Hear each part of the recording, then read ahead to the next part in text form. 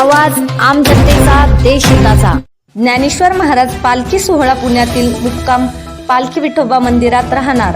Advocate Rajendra Umap, Alandi देवस्थान पालखी सोहळा मालक यांची संयुक्तिक पत्रकार परिषदेत घोषणा।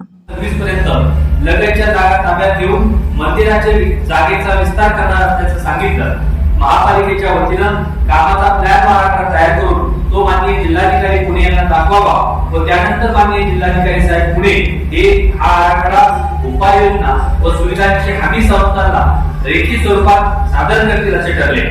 वरील प्रमाणे आज रोजी महापालिकेचा अहवाल व आराखडा यांचा अवलोकन करून माननीय जिल्हाधिकारी साहेब पुणे यांनी आज दिनांक 13 मे 2026 रोजी सोयी सुविधाबाबत लेखी स्वरूपात हमीपत्र दिलेलं आहे। आज दिनांक 13 मे 2026 रोजी दुपारी 4:30 वाजता विश्वस्त मंडळ श्री गुरु हैबतराव बाबा यांचे वंशज प्रतिनिधी दिल्ली प्रमुख त्याचप्रमाणे आमदार श्री हेमंत रासने साहेब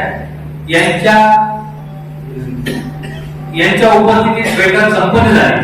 या बैठकीत माननीय जिल्हाधिकारी साहेब पुणे यांनी सादर केलेल्या हमीपत्रावर विचार विनिमय होऊन या वर्षीचा मुक्काम पालखी विठोबा मंदिर भवानी पेठ पुणे या ठिकाणी घ्यावा असे सर्वांचे मत बनले। यानंतर श्री ज्ञानेश्वर महाराज संस्थान कमिटी आळंदीच्या विश्वस्त मंडळाची बैठक संपन्न होऊन या वर्षीचा पुणे येथील मुक्काम पालखी विठोबा मंदिर भवानी पेठ पुणे येथे घ्यावा व त्यानुसार सन 2026 च्या पालखी सोहळ्याची कार्यक्रम पत्रिका जाहीर करावी असे ठरले।